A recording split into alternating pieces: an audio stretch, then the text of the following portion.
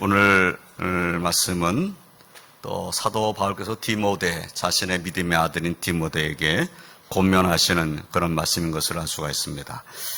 이 권면의 말씀을 다시 한번 우리가 생각해 보면서 은혜를 나누고자 합니다. 첫째로 사도 바울은 디모데에게 복음을 충성된 사람들에게 부탁하라 하고 권면하고 계신 것을 볼 수가 있어요.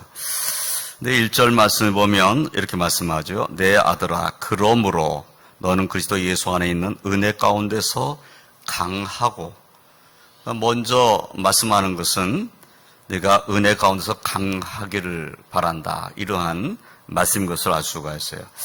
다시 한번 1절을 보겠습니다. 내 아들아, 그러므로라고 한 것은 앞에 있는 말을 받아가지고 그 말에 결론 짓는 어떤 말씀을 하려고 할 때 그러므로라는 단어를 사용해요. 그런데 앞에 있는 말씀이 어떤 말씀입니까?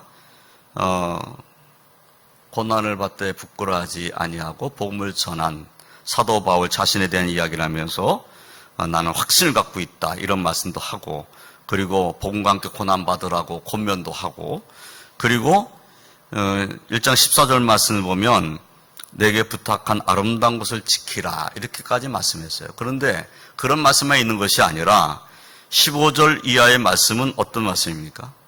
그렇게 사도 바울이 하나님 뜻을 따르고 순종하고 충성했는데, 그런데 아시아에 있는 모든 사람들이 자기를 떠났다는 거예요.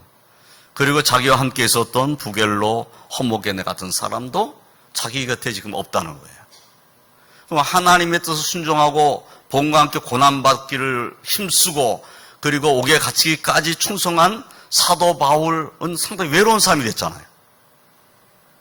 그런데 그러한 사도 바울이 디모데에게 자신이 간 그 길을 따라오라고 지금 말하고 있잖아요. 그러면 사도 바울도 하나님 일하면서 지금 마지막 그 자신의 모습은 참으로 외롭고, 그리고 옥에 갇혀있는 모습이고, 그리고 주변에 사람이 없는 이런 모습인데, 그런데 디모데 보고 그 길을 따라오라고 한다면 디모데는 어떤 사람이 돼야 합니까?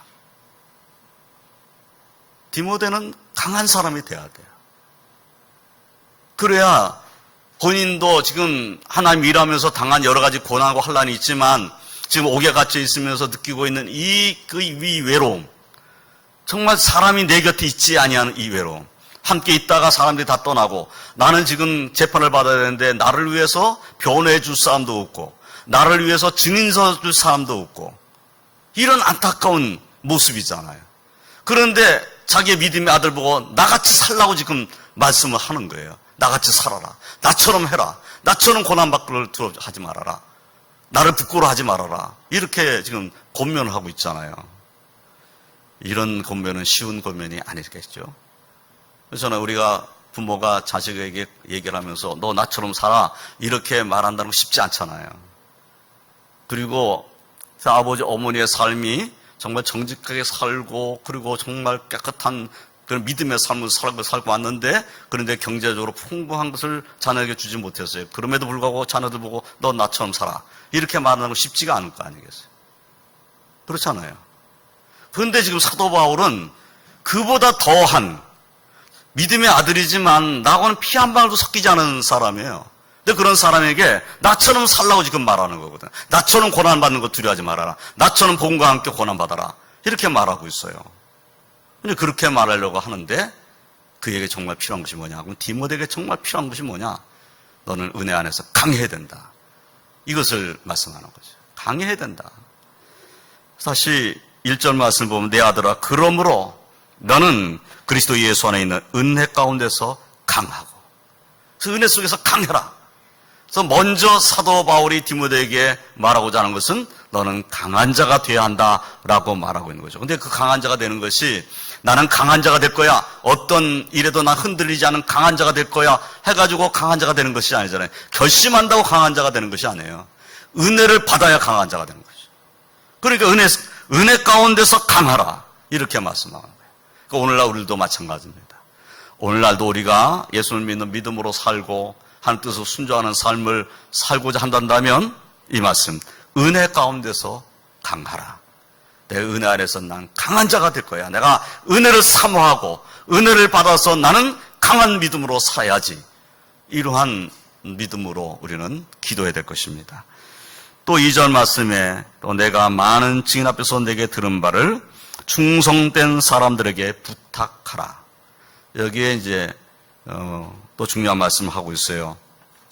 사도 바울이 하나님의 말씀, 복음의 말씀을 디모데에게 가르쳤어요. 그러니까 디모데가 그 말씀을 듣고 또 하나님을 위해서, 주님을 위해서 주의 종이 된 겁니다.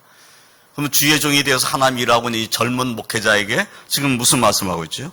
충성된 사람들에게 내게 들은 그 말씀을 부탁을 해라. 이 부탁하라는 것은 그들에게 말씀을 가르쳐서 그들이 말씀을 전하고 다른 사람을 가르칠 수 있는 사람이 되게 하라. 이 말씀인 거죠.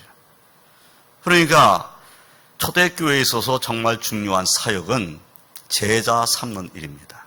오늘날도 역시 마찬가지죠.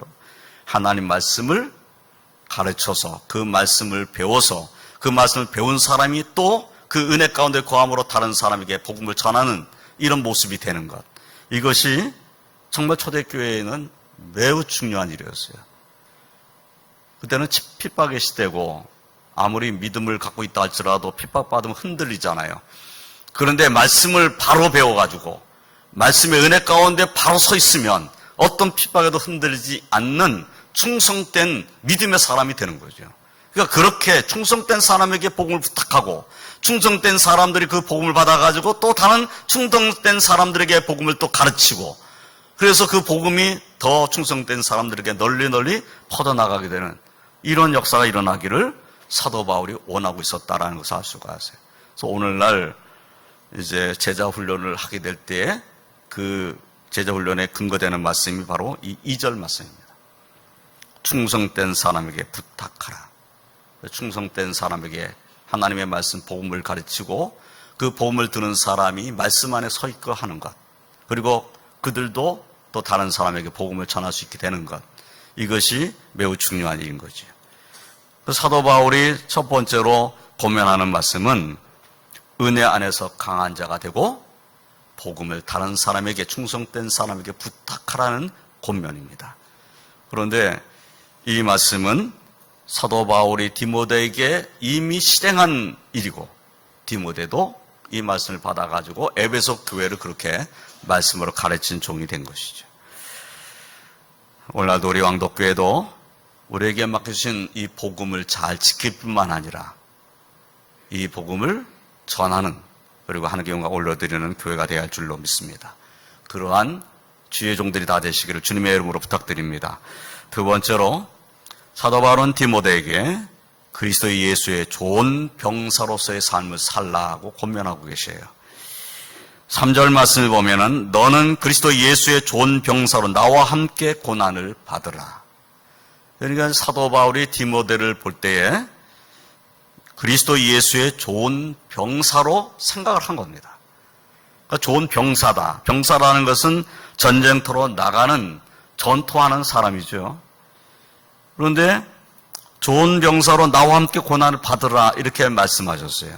그러면 여기 그리스도 예수의 좋은 병사라고 말씀했을 때 사실은 칼 들고 창 들고 나가서 싸우는 것을 말하는 것은 아니죠. 그러나 이 좋은 병사라는 이 표현을 통해서 바로 우리가 이 세상에 나가서 믿음의 선한 싸움을 싸워야 되는 예수 그리스도의 좋은 병사라는 사실을 일깨워 주시는 겁니다. 그러니까 디모데도 하나님 말씀을 받은 주의 종으로 그 말씀을 의지하고 세상에 나가서 믿음의 선한 싸움을 싸워 승리하는 거죠. 그런 삶을 살라고 지금 말씀하신 거예요. 뿐만 아니라 오늘날 우리들에게도 이 말씀을 읽는 우리들에게도 너희들은 그리스도 예수의 좋은 병사가 되라. 그래서 세상에서 믿음의 선한 싸움을 싸우고 승리해라. 이렇게 말씀을 하시는 거죠. 그런데 정말 그리스도 예수의 좋은 병사라면 어떤 삶의 모습이어야 하는가를 4절이 이렇게 말하고 있어요. 병사로 복 많은 자는 자기 생활에 얽매는 자가 하나도 없나니 이는 병사로 모집한 자를 기쁘게 하려 함이라 라고 말씀했어요. 그렇습니다. 병사로 복 많은 자는 자기 생활에 얽매는 자가 없지요. 아니 군인이 돼가지고 군대에 모집돼서 나갔는데 군대 가가지고 자기 생활에 얽매여서 자기 생활만 생각하고 집안 생각하고 집에 두고 온 부모님 생각하고 형제 자매 생각하고 나는 집으로 돌아가겠다만 생각하면 어떻게 전쟁을 하겠어요? 어떻게 나라를 지키겠어요? 그러니까 병사는 자기 생활에 얽매인 자가 돼서는 안 된다. 이렇게 말씀을 하시는 거예요. 특별히 디모데는 주의 종이니까. 주의 종으로서의 삶이라는 것은 이런 삶이어야 된다는 거죠. 너를 병사로 모집한 주님을 위해서 살아라. 그러니까 네가 네 생활에 얽매이는 자가 되지 말고 주님을 위해서 믿음의 선한 싸움을 싸우는 그런 좋은 병사가 되어라. 이렇게 말씀을 하시는 겁니다. 사실 우리는 이 사도 바울이 디모데에게 이 편지를 쓸 때보다도 더 악하고 하나님 뜻을 거스르는 세대 가운데 살고 있다. 이렇게 생각해도 과언이 아닙니다. 사도 바울은 로마서 12장 2절에서 너희는 이 세대를 본받지 말고 오직 마음을 새롭게 하므로 변화를 받아 하나님의 선하시고 기뻐하시고 온전하신 뜻이 무엇인지 분별하도록 하라 라고 말씀했어요. 그러므로 이 세대를 본받지 말라는 이 말씀을 우리가 기억해야 되는 거죠. 이 세대는 어떤 세대입니까? 하나님의 뜻을 따르는 세대가 아닙니다. 하나님의 뜻을 거역하고 거스르는 세대입니다. 도덕적으로 타락하고 음란과 부패가 있고 그리고 죄악이 관영한 그런 세대입니다. 또한 하나님을 믿는 믿음으로 살고자 하는 우리를 미혹하여 죄 가운데 넘어뜨리려고 하는 그런 세대이기도 하고 세상이기도 합니다. 이러한 세대 가운데서 우리는 하나님 말씀 의지하고 믿음의 선한 싸움을 싸워야 되는 사람들이에요. 그러니까 하나님의 온전하신 뜻이 무엇인지를 분별하고 그 말씀을 따라가는 자의 삶을 살아야 되는 거죠. 그래서 세상과 맞서가지고 그들과 막 전투하듯이 싸워서 이기는 삶이 아니라 우리는 세상에 나가서 하나님 말씀을 순종하는 삶을 삶으로써 세상을 이기는 거예요. 누구하고 싸워서 이기는 것이 아닌 거죠. 말씀을 의지하고 말씀을 순종하고 세상은 어떠하든지 나는 하나님 말씀을 따라가는 삶을 사는 것, 이것으로서 우리는 세상을 이기는 믿음의 선한 싸움의 승리자가 되는 겁니다. 사도 바울께서는 에베소 6장 10절로 12절에서도 말씀하셨어요. 끝으로 너희가 주 안에서와 그 힘의 능력으로 강건하여지고 마귀의 관계를 능히 대적하기 위하여 하나님의 전신갑주를 입으라. 우리의 씨름은 혈과 육을 상대하는 것이 아니요 통치자들과 권세들과 이 어둠의 세상 주관자들과 하늘에 있는 악의 영들을 상대함이라. 우리가 세상에 나가서 하나님 말씀을 가지고 믿음의 선한 싸움을 싸우는 것은 그 상대가 사실은 사탄이라는 거예요. 세상에 나가서 싸우는 싸움의 상대자는 사실은 마귀, 그 마귀의 관계를 물리치는 싸움이라는 것이죠. 그래서 그 싸움에서 승리하기를 위해서는 하나님의 전신갑주를 입어야 된다고 말씀하고 계셔요. 다시 에베소 6장 13절 17절까지의 말씀을 보면 그러므로 하나님의 전신갑주를 취하라. 이는 악한 날에 너희가 능히 대적하고 모든 일을 행한 후에 서기 위함이라. 그런즉 서서 진리로 너희 허리띠를 띠고 의의 호신경을 붙이고 평안의 복음이 준비한 것으로 신을 신고 모든 것 위에 믿음의 방패를 가지고 이로써 능히 악한 자의 모든 불화살을 소멸하고 구원의 투구와 성령의 검 곧 하나님의 말씀을 가지라. 그래서 하나님의 전신갑주가 뭐냐 하는 것을 이렇게 에베소 6장 13절로 17절에서 말씀을 했어요. 전신갑주에 해당되는 것이 무엇입니까? 진리의 허리띠입니다. 의의 호신경, 평안의 복음에 준비한 걸 신을 신는 그 신을 신 때 평안의 복음에 준비된 것을 가지고 신을 신는 거예요. 그리고 믿음의 방패를 가지는 것이고, 그리고 구원의 투구, 그리고 성령의 검을 가지라고 말씀하고 있어요. 이것이 하나님의 전신갑주라는 거예요. 그렇습니다. 우리는 선한 싸움을 싸우고 이 세상에서 예수 그리스도의 영광을 드러내야 될 하나님의 좋은 병사입니다. 그리스도 예수의 좋은 병사입니다. 이 사실 잊지 아니하고 이 한 주간 또 세상에 나가서 살 때에도 하나님의 영광을 드러낼 수 있는 그런 거룩한 하나님의 백성으로 승리하시기를 주님의 이름으로 축원드립니다. 세 번째로 사도 바울은 디모데에게 경계하는 자의 삶을 살라고 권면하고 계셔요. 사도 바울께서는 보면 5절에서 이렇게 말하고 있죠. 경계하는 자가 법대로 경계하지 아니하면 승리자의 관을 얻지 못할 것이며 라고 말씀했어요. 예, 경계하는 자가 경기장에 나가서 경기를 할 때에 법대로 하지 아니하고 법대로 따르지 아니하고 경계하지 아니하고 그리고 승리자의 관을 얻지는 못한다는 겁니다. 아무리 다른 박질을 잘했어도 법대로 다른 박질을 하지 않았으면 탈락입니다. 1등으로 들어왔어도 소용없어요. 그래서 경기하는 자는 법대로 경기해야 된다는 거죠. 그럼 우리가 세상에 나가서 경기하는 자로 사는 삶의 모습이란다면 법대로 경기해야 됩니다. 그 법대로 경기한다는 것이 뭘까요? 하나님 말씀을 순종하는 삶을 살 것을 말씀하는 겁니다. 고린도전서 9장 24절로 27절까지의 말씀을 보면 사도 바울이 당시에 로마의 그 경기장에서 이루어지고 있는 경기하는 사람들의 모습을 우리들에게 상기시키면서 깨닫게 하십니다. 운동장에서 다름질하는 자들이 다 달릴지라도 오직 상을 받는 사람은 한 사람인 줄을 너희가 알지 못하느냐. 너희도 상을 받도록 이와 같이 다름질하라. 이기기를 다투는 자마다 모든 일에 절제하나니 그들은 썩을 승리자의 관을 얻고자 하되 우리는 썩지 아니할 것을 얻고자 하노라. 그러므로 나는 다름질을 하기를 형박 없는 것 같이 아니하고 싸우기를 허공을 치는 것 같이 아니하고 내가 내 몸을 쳐 복종하게 함은 내가 남에게 전파한 후에 자신이 도리어 버림을 당할까 두려워함이로다. 이렇게 말씀을 했어요. 예, 운동장에서 다름질을 하는 자들이 다 달리잖아요. 그런데 상을 받는 사람은 한 사람이라는 겁니다. 그러면 상을 받기를 원하는 사람은 이기기를 준비해야 되겠죠. 상을 받기 위해서 다름질 하기 전에 그는 준비해야 됩니다. 정말 그 삶을 절제하고 그리고 피나는 훈련을 쌓아가지고 경기장에 나가는 거죠. 저는 그런 생각이 좀 들 때가 있더라고요. 특히 이 다름박질하는 이제 경기하는 이런 경기들, 뭐 단거리 선수든지 장거리 선수든지 마라톤 선수든지 우리가 생각할 때는 여러분 어떤 생각을 하시는 거죠? 저는 이런 생각이 들더라고요.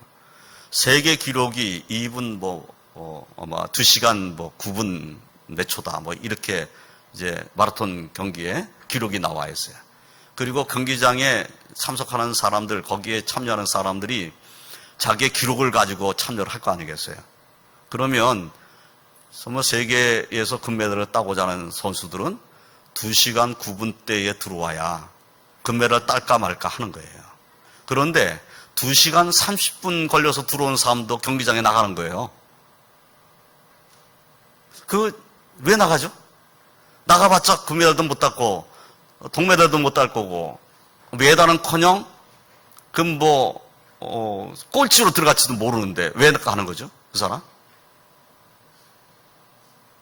내 기록이 뻔해요. 나가봤자 안 돼. 그런데도 경기장에 나가는 사람이 있어요. 어떻게 보면은 금메달 따는 사람 둘러리 서는 것처럼 보일 수 있어요. 그런데 그런 경기를 계속 참석하면서 훈련 쌓고 절제하고 또 훈련하고 그래서 기록은 계속 단축되는 거고 결국은 그 사람도 금메달을 딸 수 있는 기회가 주어질 것이라는 소망을 가지기 때문에 그렇게 참석하는 거죠. 만약에 그런 소망이 없단다면 뭐하러 거기 참석합니까? 내가 생각할 때도 그런 소망이 없단다면 거기에 참여해가지고 꼴찌할 걸 편히 알면서 왜 참여하는 거예요? 단거리 선수도 마찬가지예요. 세계에서 가장 빨리 다니는 선수가 10초 안에 달리잖아요. 100m를 달리잖아요. 그런데 내가 12초 걸려. 가보나 마나 꼴찌예요. 그런데도 참석을 해.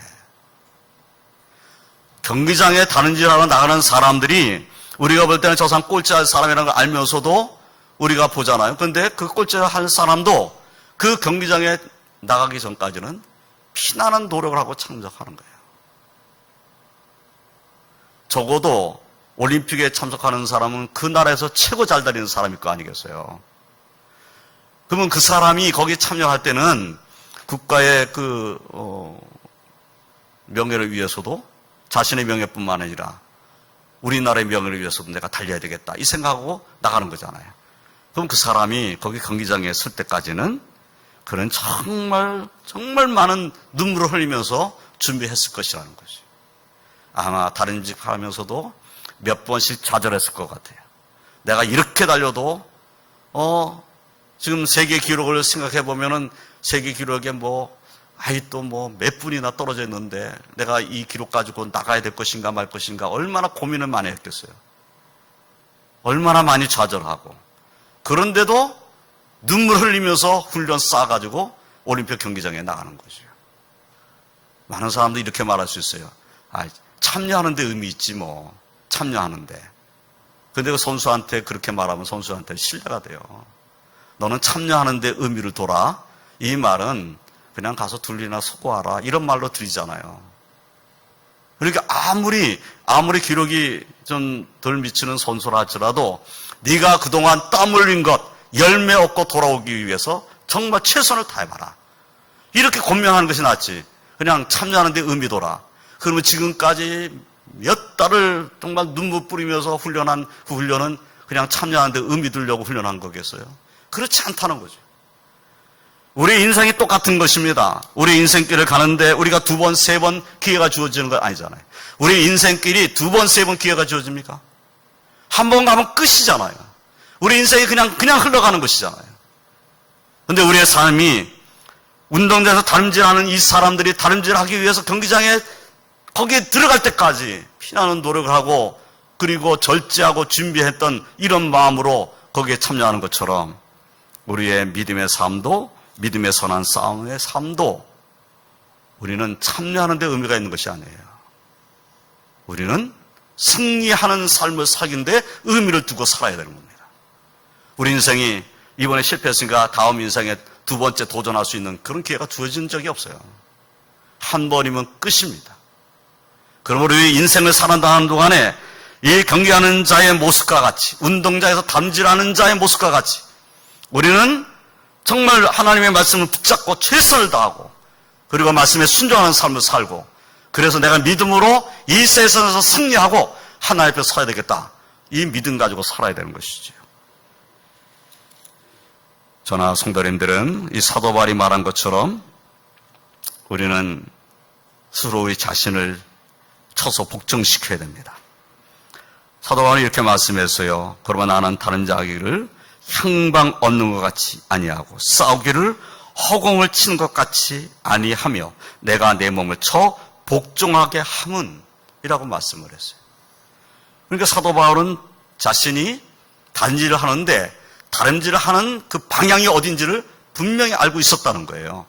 그리고 다른지를 할 때에 또 다른지를 하면서 내가 믿음의 선한 싸움을 이런 싸움을 싸울 때에 허공을 치는 것 같이 그렇게 싸우지는 않았다는 거예요.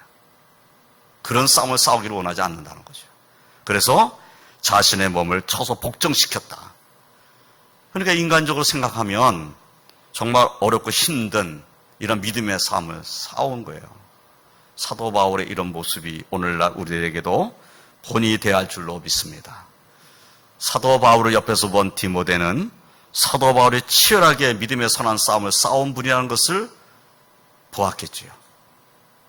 디모데는 바로 그 모습을 본받고 자신도 믿음의 선한 싸움을 싸우겠다고 그렇게 힘쓰고 있었을 것입니다. 오늘날 우리들도 이 말씀 읽으면서 우리의 삶도 경계하는 자의 삶의 모습을 닮아가야 되겠다. 우리 인생은 두 번째 기회가 주어지는 것이 아니니까 우리가 이 인생을 살아나가는 동안에 정말 하나님 말씀에 순종하고 믿음의 선한 싸움의 승리자의 삶을 살아야 되겠다. 이 믿음으로 승리하시기를 주님의 이름으로 축원드립니다. 마지막으로 사도 바울은 디모데에게 수고하는 농부의 삶을 살라고 권면하고 계십니다. 6절 말씀을 보면 수고하는 농부가 곡식을 먼저 받는 것이 마땅하니라 라고 말씀을 해주셨어요. 그렇지요. 농부가 농사를 지어서 곡식을 얻게 되면 그것을 농부가 먼저 받는 것이 마땅한 겁니다. 농부가 추수해서 농부가 자기 것을 먼저 이렇게 받는 것은 당연한 일이라는 거죠. 그래서 수고하는 농부가 곡식을 먼저 받는 것이 마땅한 것처럼 수고한 주의 종이 하나님 앞에 면류관을 받는 것은 마땅한 것이다. 이렇게 말씀을 하시는 거예요. 시편 126편 5절로 6절 말씀을 보면은 눈물을 흘리며 씨를 뿌리는 자는 기쁨으로 거두리로다. 울며 씨를 뿌리러 나가는 자는 반드시 기쁨으로 그 곡식단을 가지고 돌아오리로다. 예, 농사 짓는 분들이 씨를 뿌리러 나가서 수고하고 애쓴 그 보람을 열매 얻는 데서 얻게 되는 것이죠. 추수하게 될 때, 그때 씨 뿌렸을 때 또 눈물 흘리며 애를 썼던 그 모든 것을 보상받는 기쁨을 누리게 되는 거예요. 뉴스를 보면서 인터넷 뉴스에도 몇 번 올라왔더라고요. 양파 농사를 짓는 분들이 양파 1kg에 200원 받는데요. 그래가지고 양파 농사를 그냥 엎어버렸다. 양파를 그냥 놓고 그냥 끝내버리는 거예요. 뭐 걷어가지고 이게 남을 게 없어요. 인부들 돈 줄 수도 없어요. 1kg에 200원? 말도 안 되잖아요. 그러니까 양파 농사 짓는 분들이 그 땀 흘려서 농사를 짓고서 그냥 내버려 버리는 거예요. 그냥 버려둔대, 그냥 버려둔대. 그것을 보면서 정말 얼마나 그 마음이 속상할까. 얼마나 마음이 아플까. 그런 생각이 들어요. 예, 수고하는 농부의 모습을 사실 농사 짓지 않은 우리들은 잘 모릅니다. 농사 짓는 사람들의 수고와 애씀을 우리가 어떻게 다 알겠어요? 야고보 선생은 야고보서 5장 7절로 9절에 이렇게 말씀을 했어요. 그러므로 형제들아, 주께서 강림하시기까지 길이 참으라. 보라, 농부가 땅에서 나는 귀한 열매를 바라고 길이 참아 이른 비와 늦은 비를 기다리나니 너희도 길이 참고 마음을 굳건하게 하라. 주의 강림이 가까우니라. 형제들아, 서로 원망하지 말라. 그리하여야 심판을 면하리라. 보라, 심판주가 문 밖에서 계시느니라. 여기에서 농부는 때를 기다리는 사람, 때를 기다리면서 참는 사람으로 표현되어 있어요. 씨를 뿌릴 때를 기다리죠. 씨를 뿌릴 때를 기다렸다가 씨를 뿌릴 때가 되면 씨를 뿌리러 나갑니다. 그리고 또 씨만 뿌리면 끝인가요? 농사 짓는 일에 씨만 뿌리고 그냥 놔두면 그냥 열매 맺게 되는 건가요? 그렇지가 않잖아요. 농사 짓는 분들은 비가 내려도, 비가 오는 날에도 밭을 나가봐야 되고, 쨍쨍 내리쬐는 날에도 밭에 나가봐야 하고, 바람이 부는 날에도 밭에 나가봐야 합니다. 그냥 가만히 집에 있을 수가 없어요. 아, 비가 오는데 뭐 나가봐. 바람 부는데 뭐 나가볼 필요 있어? 이것은 농부가 할 수 있는 일이 아니에요. 농부는 바람이 부니까 나가는 겁니다. 농부는 비가 오니까 나가봐야 해요.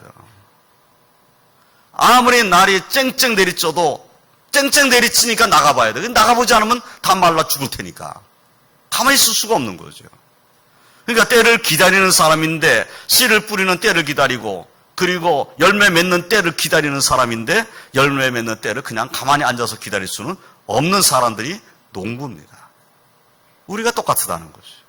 믿음을 갖고 사는 우리들도 똑같은 그런 사람이라는 겁니다. 우리가 정말 하나님 말씀을 가지고 믿음을 갖고 살고 있단다면 농부처럼 기다릴 줄 알아야 되고, 그리고 참을 줄 알아야 된다. 이것을 말씀하고 있어요. 그래서 다시 말씀을 보면 야고보서에서 이렇게 말하고 있어요. 너희도 길이 참고 마음을 굳건하게 하라. 주의 강림이 가까우니라. 이 말씀 속에서 야고보 선생은 무슨 말씀을 한 것이냐면, 환난과 고난과 핍박이 있어도 믿음을 지키고 길이 참아내라. 참아내면 주님이 강림하실 그때 너는 상을 받게 될 것이다. 이렇게 말씀을 하는 거지요. 그래서 농부의 마음을 가지라는, 농부의 삶을 살라는 그러한 본면을 사도 바울께서 하시는 겁니다. 사랑하는 성도 여러분, 우리는 사도 바울이 디모데에게 권면한 이 말씀을 우리에게 주시는 말씀이라고 생각하고, 우리도 하나님을 경외하는 하나님 백성으로 살아야 될 줄을 믿습니다. 이제 말씀을 정리합니다. 우리는 그리스도 예수의 좋은 병사와 같은 사람들입니다. 전신 갑주를 입고 대적마귀를 물리치고 오직 주님만을 의지하는 믿음의 승리자로 살아야 될 줄로 믿습니다. 또한 우리는 승리의 멸관을 바라보고 달려가는 경주자와 같은 삶을 살아야 합니다.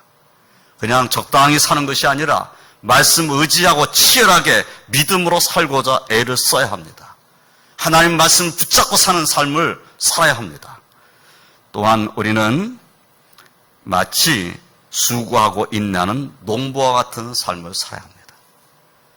우리는 복음의 씨를 뿌리고 열매를 거두고자 하는 그런 믿음의 삶을 또한 살아야 되는 것이죠. 말씀을 의지하고 말씀의 열매를 맺는 자의 삶을 살기 원하고 기도하는 자의 삶을 살아야 할 것입니다. 이 한 주간도 하나님의 인도하심과 사랑 가운데서 믿음으로 승리하고 하나님께 영광 올려드리는 저와 성도님이 다 되시기를 주님의 이름으로 축원드립니다. 기도하겠습니다.